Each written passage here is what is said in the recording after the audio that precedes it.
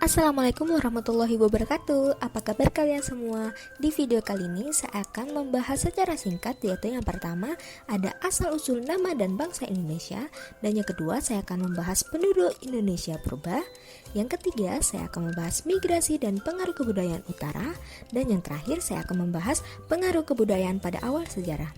Yuk mari simak penjelasan saya. Nama negara merupakan aspek penting dalam identitas suatu bangsa, dan nama Indonesia sendiri telah melewati berbagai kisah sejarah di dalamnya.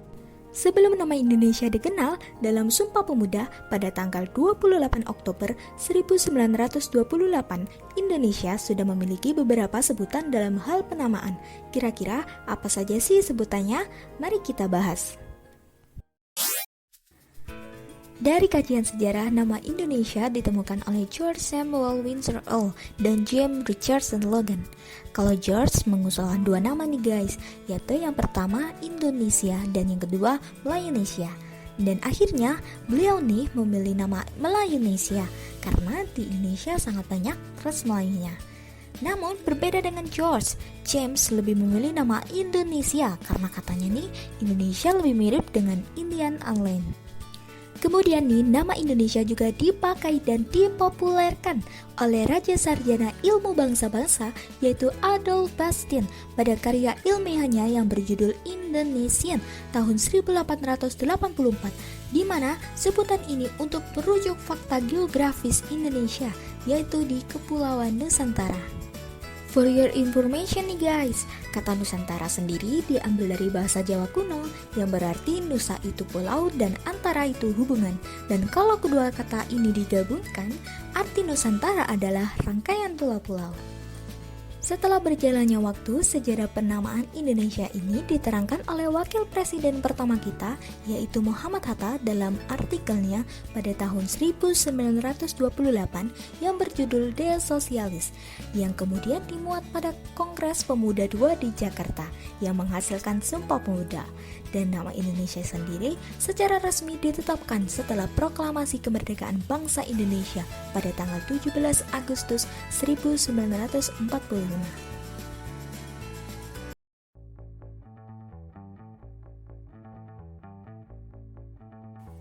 Kita next ya. Siapa di sini yang pernah melihat film tentang manusia purba? Ternyata di Indonesia juga ada loh beberapa jenis manusia purba yang telah hidup 1-2 juta tahun yang lalu. Keren banget kan? Seperti apa bentuk dan ciri-cirinya? Mari kita bahas. Jenis manusia purba yang pertama yang akan kita bahas yaitu Meganthropus. Meganthropus adalah jenis manusia purba yang ditemukan oleh Gustav Heinrich Rauff von Königsberg pada tahun 1936 sampai 1941. Ia pertama menemukan rahang besar tepatnya di Sangiran, Jawa Tengah. Para ahli menamakan Meganthropus Paleo-Javanicus yang artinya manusia raksasa dari Jawa. Ciri manusia purba yang satu ini adalah yang pertama, tubuh besar dan kuat, rahang kuat, kening menonjol, tidak memiliki dagu, otak yang kecil, namun memiliki geraham yang lebih besar. Lalu manusia purba yang kedua ada Pithecanthropus. Manusia purba satu ini ditemukan oleh Eugene Du Bois pada tahun 1890.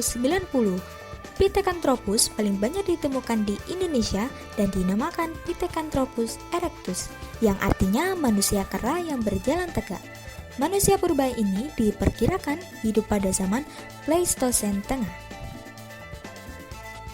Adapun ciri-ciri Pithecanthropus yaitu yang pertama, tinggi badan sekitar 165 sampai 180 cm, memiliki geraham yang besar dan memiliki rahang yang kuat, tonjolan kening yang tebal, memiliki tonjolan belakang kepala, belum memiliki dagu, hidung yang lebar, dan volume otak sekitar 750 sampai 1300 cc. Jenis manusia purba yang ketiga ada Homo. Tapi bukan yang kalian pikirkan ya guys. Manusia purba jenis Homo ini ditemukan oleh Van Richthofen pada tahun 1889 di dekat Campur Darat, Tulung Agung, Jawa Timur. Bentuk fisiknya tidak jauh berbeda dari manusia. Jenis homo ini lebih pintar dari Meganthropus dan Pithecanthropus loh. Diperkirakan hidup antara 40.000 sampai 25.000 tahun yang lalu. Ciri manusia purba jenis homo ini antara lain, yaitu yang pertama, alat pengunyahnya sudah menyusut, tapi dahinya masih menonjol. Volume otaknya diperkirakan sekitar 1000 sampai 2000 cc. Selanjutnya ada manusia purba Homo soloensis. Pertama kali ditemukan oleh Ter Haak, Oppenmuth, dan von Koenigswald pada tahun 1931 sampai 1939. Penemuan ini ditemukan di daerah Ngandong, Sangiran, dan Sambung Macan, Sragen, Jawa Tengah. Jenis ini diperkirakan hidup pada 900.000 sampai 300.000 tahun yang lalu. Dan yang terakhir ada manusia purba Homo floresiensis atau manusia liang buah. Ditemukan oleh Peter Brown, Mike Morwood, dan tim Pusat Penelitian Arkeologi Nasional pada tahun 2003. Jenis ini ditemukan di Ruteng, Flores, Nusa Tenggara Timur dan diperkirakan hidup pada 94.000 sampai 13.000 tahun yang lalu. Dan adapun ciri manusia buah ini, yaitu yang pertama, hanya memiliki tinggi 100 cm.